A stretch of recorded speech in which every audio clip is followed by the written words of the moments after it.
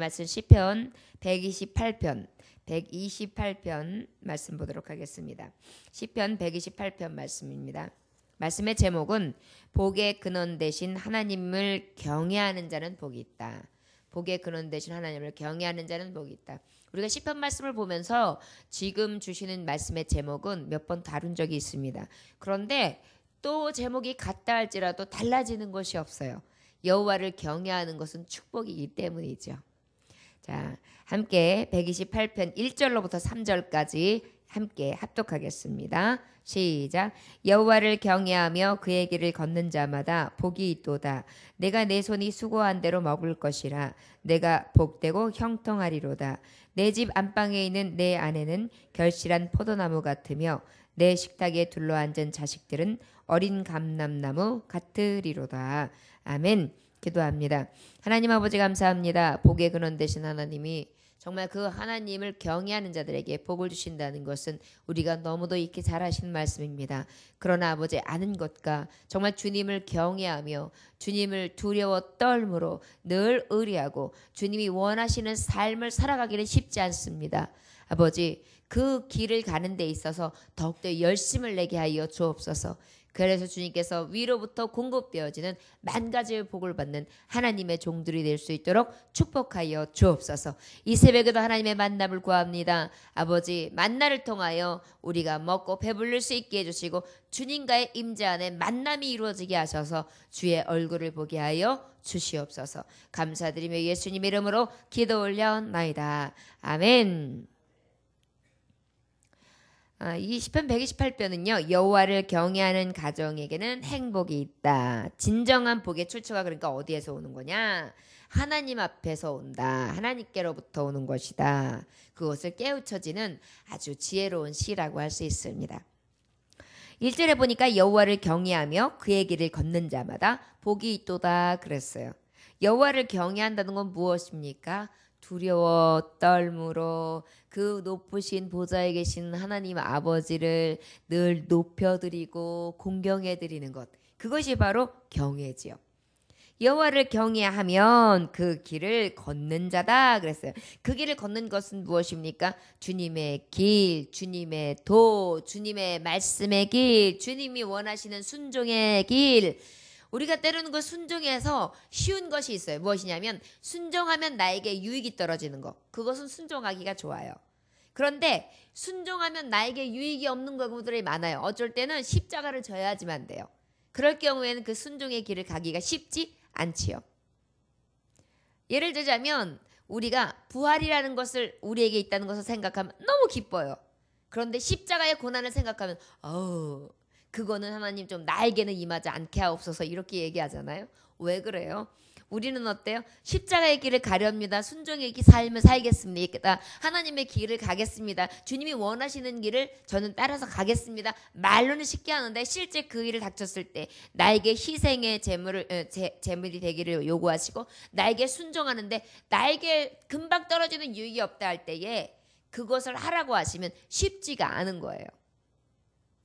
그래서 그 길을 걷기가 사실은 쉬운 것 같지만 쉽지 않죠. 이것은 정말 살면서 더 많이 느껴지는 것 같습니다. 하나님의 기뻐하시는 것을 너무 잘 알아요. 그런데 하나님의 기뻐하시는 것을 행하기는 쉽지 않아요. 젊은이들 같은 경우에는 하나님의 말씀과 삶을 잘 이렇게 병행해서 말씀대로 순종하면서 살고 어떠한 방탕의 길도 걷지 아니하며 마음을 날마다 새롭게 하고 이 세상 풍조를 따라가지 아니하고 정말 하나님의 말씀만을 부여잡고 나아가야지 나는 하나님 앞에 다니엘 같은 정한 마음을 가지고 살아갈 거야 라고 마음을 먹지만 바로바로 친구들에게 연락이 와요. 야 어디 가자. 야 술 한잔 하자. 놀자. 함께하자. 이러한 것들이 유혹이 오면은요. 그걸 또 밤새 기도는 금세 하고 그러면 잠깐 만나고만 오면 되지. 그러고 나한테 잠깐이 됩니까? 술을 먹으면 술이 또 술술 들어가고 대화가 술술 풀리고 그러다 보면 기분도 술술해지고 그러다 보니까 술술술 하다가 취해갖고 들어오죠. 그러다 보니까 내가 알아서 마음을 정하고 순종하겠노라고 한 것과 나의 삶 가운데 그 말씀과 내 삶이 그 길과 나의 가는 길이 일치하지 않을 때가 많은 거예요. 그런데 하나님은 그렇기 때문에 그것이 사실은 쉽지 않은 것인 걸 아시는 거예요. 왜? 이 세상 살아가면서 하나님의 말씀을 아는 것과 행하는 것과 너무 차이가 있기 때문에 오늘도 우리에게 주는 말, 너희들에게 복 있는 비결이 있다. 그것은 하나님을 경외하는데 그 경외하는 자는 그냥 알고 두려워 떠는 거, 하나님을 공경하면서 이르는 것이 끝이 아니라 그 주님이 원하시는 길도 함께 가는 자, 그러한 자가 복 있다, 이렇게 말씀해 주시고 계시는 거예요. 그러니까 사실은 주의 길 가기가 어디 쉽습니까? 주님의 길을 가려면은 교회에서도 헌신해야 되고, 때로는 정말 없는 중에도 물질로도 헌신을 해야 되고, 때로는 아주 건강이 너무너무 힘들어서 나오기 힘들 것 같은데도 하나님 그래도 예배가 드려서 예배자로서 하나님 앞에 나가야죠. 죽는 한이 있어도 이 생명 걸고 나가야죠. 그러면서 또 하나님 앞에 나오잖아요. 그러니까 이런 것들이 다 내가 아는 것과 그 다음에 행하는 것과 너무 차이가 나는 거예요. 쉽지 않은 거예요. 한 길 한 길, 한 걸음 한 걸음 나가는 게 왜 이렇게 버거운지요. 그런데 그 경외하는 자는요, 그 길을 간다는 거예요. 그의 길을 걷는 자마다 복이 있다. 119편 3절에 보면은요, 참으로 그들은 불의를 행하지 아니하고 주의 도를 행하는도다 그랬어요. 이 얘기는 뭐냐? 의롭지 않은 일, 가장 불의한 게 뭐예요? 하나님 불신앙하는 거, 그 다음에 하나님을 배역하는 거, 하나님을 배도하는 거, 그리고 하나님을 몰라서 그 모르는 것을 통하여 우매한 자의 길에 들어서는 거, 이것들이 다 뭐예요? 주의 도를 행하지 못하는 자거든요. 우리는 어떻게 해야 돼요? 그 모든 것을 다 버려버리고 세상과 나는 간고답고 구속한 주만 보이도다. 그래서 세상도 안 쫓아가고 나도 내가 좋아하는 거 안 쫓아가고 안 하고, 그리고 무엇을 따라가요? 오직 예수, 구속의 주께서 원하시는 그 행해야 될 만한 그 도를 따라서 간다는 것이에요. 이 가장 대표적인 게 누구세요? 예수 그리스도. 주님이 바로 그분이시잖아요. 아버지요, 아버지 원만하시고 아버지의 뜻이 오면 이 잔을 저리로 옮겨 주옵소서. 나의 죽음의 잔이 옮겨져서 이 죽음을 하나님 뜻에서 안 해도 되는 것이라면 옮길 수 있도록 하소서. 그러나 나의 원대로 마시고 아버지의 뜻대로 하소서. 이게 뭐예요? 내 뜻, 내 생각, 내 모든 방법, 내가 원하는 것들은 다 버리고 십자가의 도, 주님의 길, 하나님이 요구하시는 뜻의 길만을 가겠습니다, 이렇게 고백한 것이거든요. 근데 고백으로 끝냈습니까? 아니요. 그분은 실천을 하시잖아요.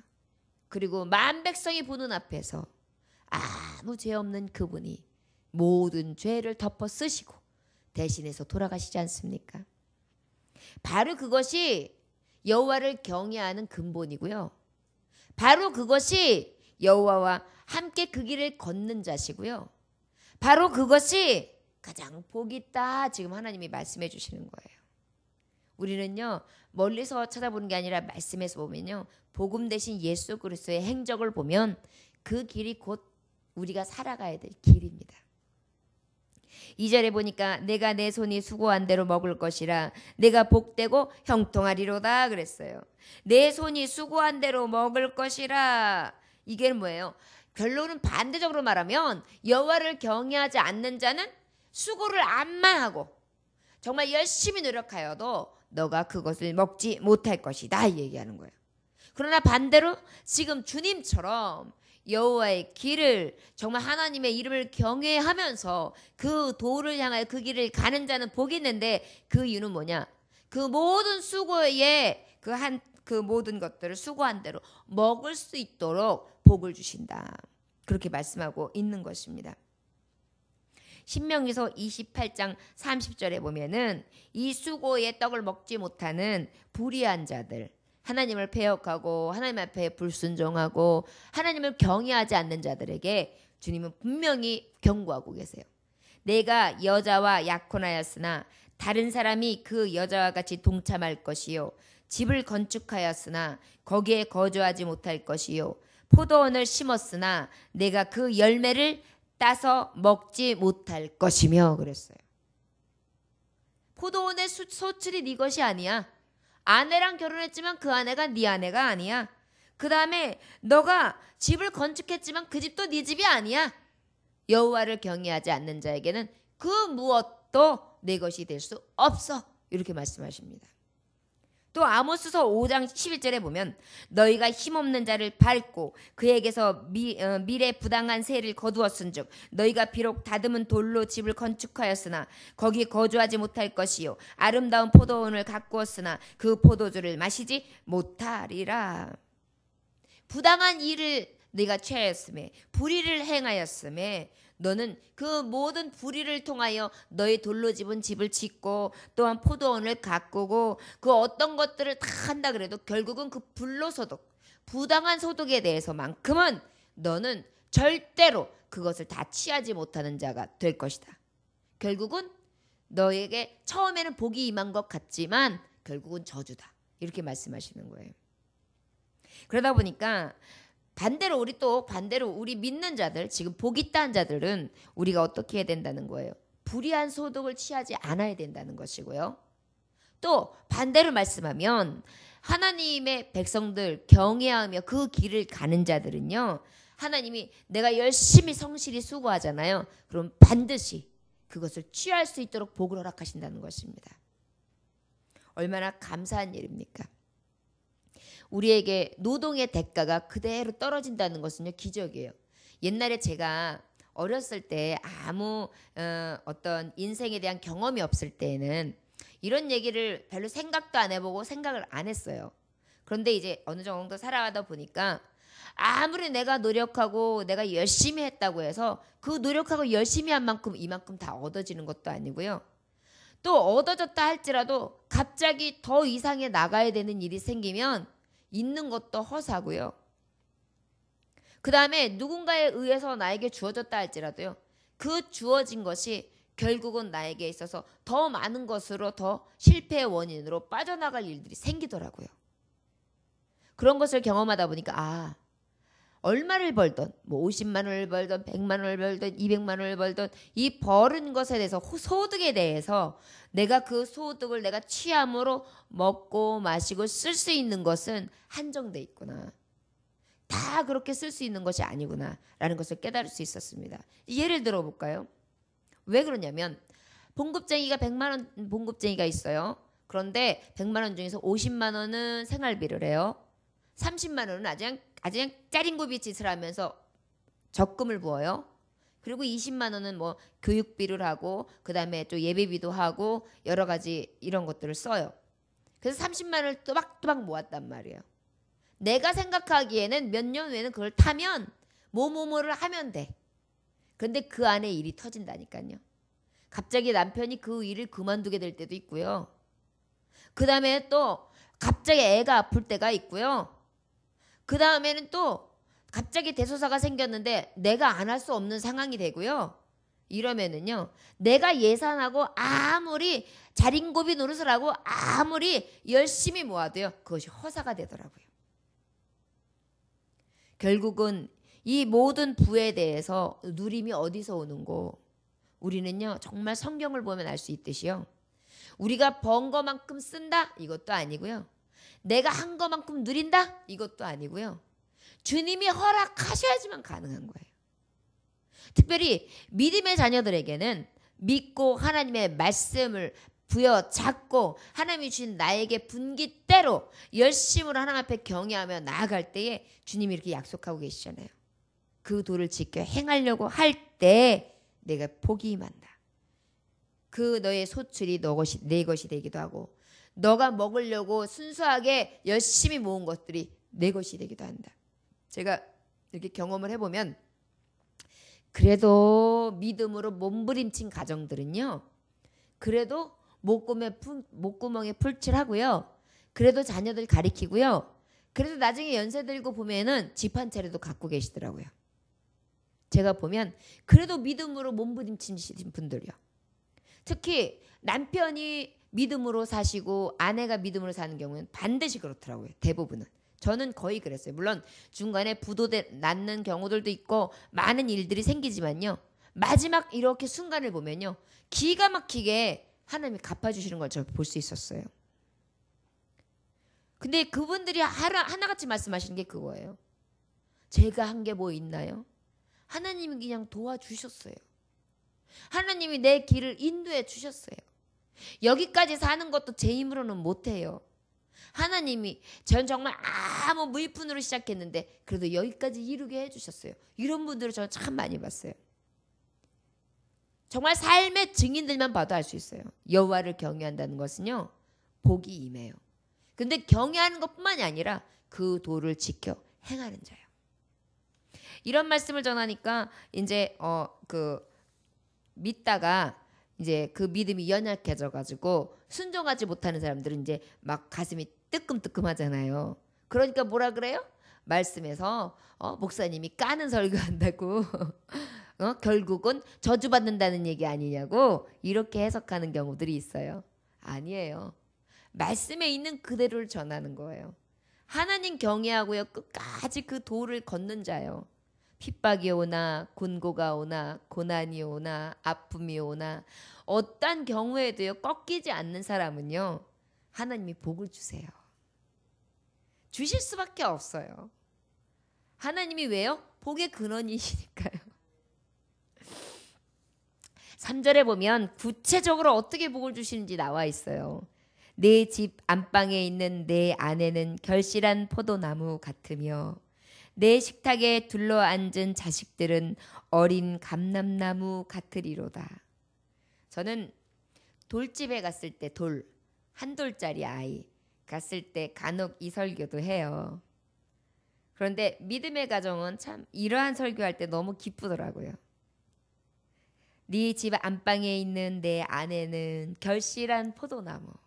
이게 뭐냐면 유대교의 풍습은 지금도 그렇지만 아내는 안방이 어디에 있냐면 이렇게 우리가 지금은 이렇게 딱 들어가면 큰 방 안방 이렇게 있잖아요. 그런데 유대교나 그 아주 간섭이 내려져 있는 옛날 고대에는요. 안방이면 밀실이에요. 밀실. 그래서 아내는 저 안쪽으로 깊이 은밀한 방에 있어요.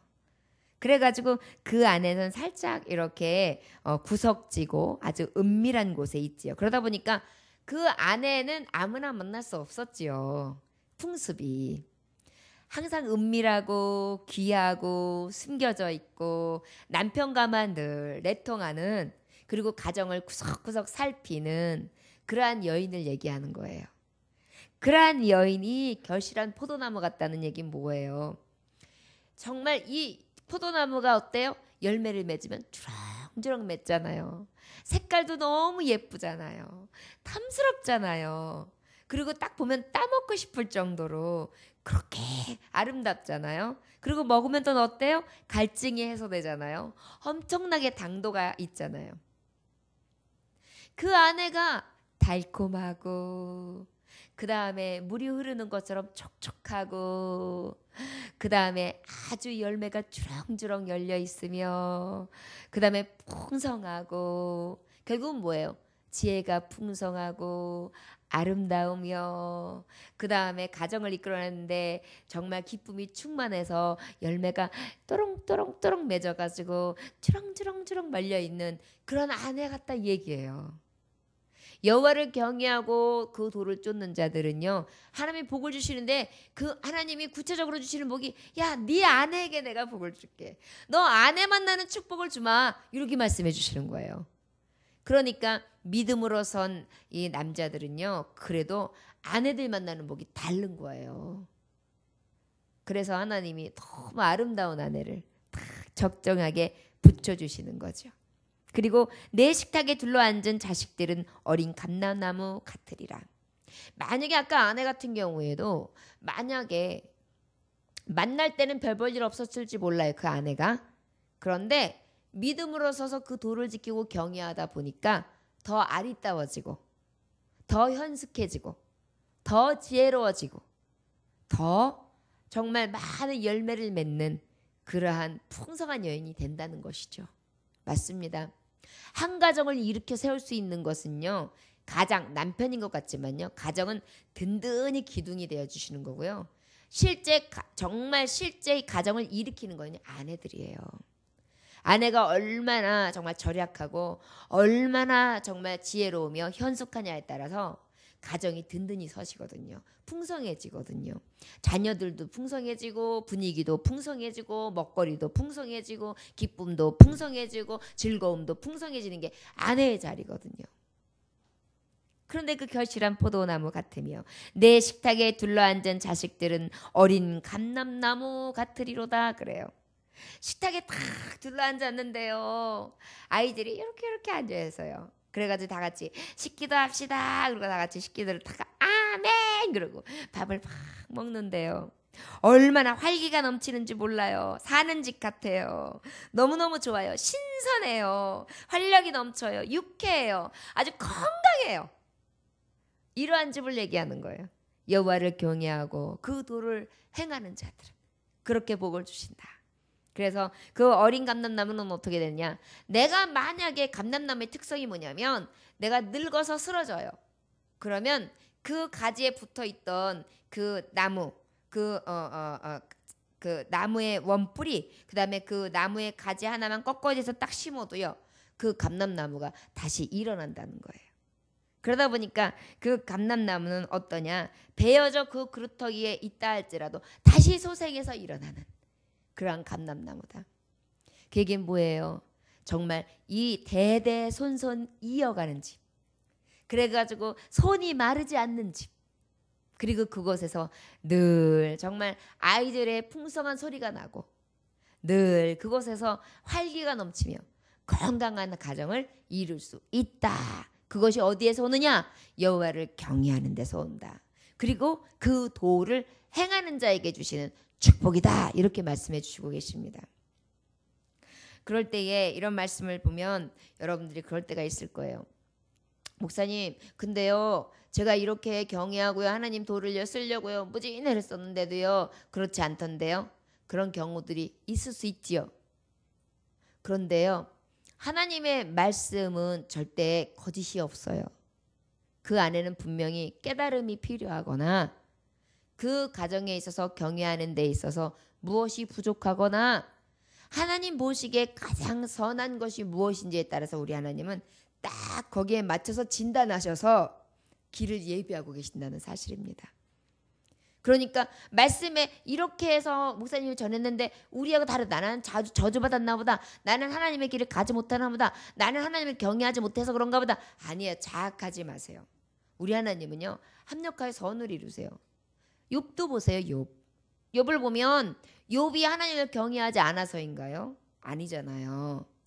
하나님의 도를 가지 않아서가 아니잖아요. 그럼에도 불구하고 욥이 고난을 받죠. 그 고난이 무엇이었어요? 시험이었어요. 그런데 그 시험을 통하여 통과하니까 하나님 뭐라 그랬어요? 갑절로 부어주시고 저를 인정해 주시잖아요. 그것은요, 하나님만이 가지고 계신 주권이에요. 우리가 때로는 말씀에 있는 언약이 그대로 내 말씀으로 똑같이 도전되어서 오지 않는다 할지라도요, 분명한 뜻은 하나님을 경외만 한다면, 하나님의 도를 따라가기만 한다면 하나님은 가장 선한 것으로 내게 예비하고 계시다는 사실입니다. 이것이 주인을 바라보는 종의 마음이에요. 종은 절대 주인을 조정할 수 없어요. 주인이 명령하면 그저 순복할 따름이에요. 때로는 죽어라 그러면 죽어야 되는 거예요. 이것을 갖다가 왜 우리가 그래야 됩니까? 이건 억지 아닙니까? 하나님은 파쇼입니다. 하나님은 너무 독재자입니다. 이렇게 말할 수도 있는데요. 아니에요. 가만히 그분의 입장을 보면 얼마든지 죄락펴락할 수 있으나 우리에게 늘 기회를 주시고 깨닫게 하시고 돌이키게 하시고 언제나 눈을 띄지 아니하시는 사랑으로 우리를 늘 어루만져 주시고 계시다는 사실을 잊지 않으시기를 원합니다. 제가 이제 목회자 얘기를 이제 2년째 이제 뭐 그래봐야 1년 꽉 차고 이제 되는데 이제 하나님의 마음을 조금 더 헤아리는 것 같아요. 이게 왜 그러냐면 이제 리더자 그것도 영적인 지도자의 일을 주의 일을 하다 보니까 하나님의 마음이 더 많이 이해가 돼요. 이 말씀을 선포하다 보면 이 말씀에서 반응이 오고 이 말씀을 선포하다 보면 이 말씀에서 반응이 오는데 성도들은 다 각자에 맞춰가지고 자기의 눈높이와 자기의 상식과 자기가 원하는 방향의 틀에 맞춰가지고 하나님 앞에 그거 안 해주신다고 하나님 앞에 삿대질 하거든요. 그리고 또한 믿음에서 자꾸 좌절하기도 하고 다른 모습을 보이고 원망하거든요. 그런데 제가 이렇게 보니까 야, 사람이 제일 지독하다. 사람이 제일 형편없구나. 몹쓸 인생들이구나. 그걸 제가 많이 느끼게 되었어요. 그러니 하나님이 우리를 보실 때 어떠시겠어요? 우리는 그 아버지의 마음을 헤아림으로 여호와를 경외하리라. 부족하지만 그럼에도 불구하고 내가 주님 부르실 때까지 주님이 원하시는 순종의 삶, 그 십자가의 도를 걸어가리라. 그래서 내가 하나님 보시기에 복되다. 가장 복 있는 자라고 일컬음을 받으리라. 이 믿음을 가지고 나아갈 수 있는 저와 여러분들 되시기를 원합니다. 사무엘상에 보면 엘리 제사장이 나오잖아요. 엘리 제사장이 잘못이 무엇이 있었어요? 자녀들에게 하나님의 말씀을 교훈하지 않았어요. 저들은 정말 제사 앞에 제사드릴 많은 향품과 제물들을 가져왔는데 그중에 가장 좋은 것들을 훔쳐냈단 말이에요. 그것을 알고 있었어요. 그런데 그 아비가 가르치질 않았어요. 그래서 결국은 그 가정에 저주가 오지 않습니까? 그때 주님이 엘리야에게 한 말씀이 있어요. 하나님이 내가 그 집을 영영토록 심판하겠고 그에게 이른 것은 그의 아는 죄악을 인함이니 그가 자기 아들들이 저주를 자처 하되 금하지 아니하였었느니라. 금하지 아니하였었느니라. 여러분 부족하고 연약하며 우리가 때로는 많이 실패하고 하나님 앞에 그 도를 다 행치도 못하고 아버지를 경외한다고 하지만 때로는 공경하지도 못하고 하나님을 정말 높여드리지도 못하는 삶을 살아가고 있지만 그럼에도 불구하고 우리가 기억할 것은 엘리 제사장과 같이 자녀들에게 믿음을 물려주지 못하는 일 생기지 아니하도록 늘 자녀들에게 교훈할 수 있는 어미들 아비들이 되시기를 주의 이름으로 축원합니다. 우리가 물려줄 건 무엇입니까? 돈이요? 아니에요. 우리가 물려줄 건 무엇입니까? 명예요? 아니에요. 우리가 물려줄 것은 오직 신앙, 믿음입니다. 저 천국입니다. 영원한 생명, 그 나라에서 함께 만나기를 기약하는 것, 그것이 가장 지혜로운 교훈입니다. 오늘 우리도 먼저 하나님을 경외하는 것이 우선이 되며 그 도를 행함으로 모든 복을 받으시길 원하시되 아내는 결실한 포도도 맞고 어린아이들은 감람나무에 정말 어린 감람나무 같은 그러한 은혜가 있어지길 원합니다. 그런데 우리 대에서 끝나는 것이 아니라 이 신앙을 자녀들에게 물려주어서 그들도 또한 이 신앙대로 복을 받아 누릴 수 있는 대대손손 복을 받는 하나님의 자녀 되어지기를 원합니다. 먼저 깨어서 오늘도 기도하시고 집에 들어가시고 가정에 들어가시고 사회에서 누구를 만나든지 복음을 외칠 수 있는 증거자들 다 되시기를 주 예수의 이름으로 축원합니다. 기도합니다. 하나님 아버지 감사합니다. 오늘도 주님께서 함께 하셔서 귀한 말씀 허락하심에 감사합니다. 아버지 주님을 경외하는 것이 또한 그 길을 가는 것이 가장 복된 것이며 그 안에 주님께서 주시는 수많은 은혜 가운데에 가정의 평안과 자녀들의 축복을 주신다고 말씀하고 계십니다. 아내의 정말 결실한 포도나무 또한 자녀들의 감람나무와 같은 그런 축복은 우리가 가장 사모하며 가장 즐거워하는 복입니다. 아버지 이제 알았습니다. 그 복을 받기 위하여는 오직 여호와를 경외하는 길 외에는 없다는 것을 그 길을 묵묵히 가는 것 외에는 없다는 것을 주여 끝까지 굽히지 아니하며 그 복을 다 받아 누릴 수 있는 하나님의 종들 될 수 있도록 축복하여 주옵소서. 감사드리며 예수님 이름으로 기도 올렸나이다. 아멘.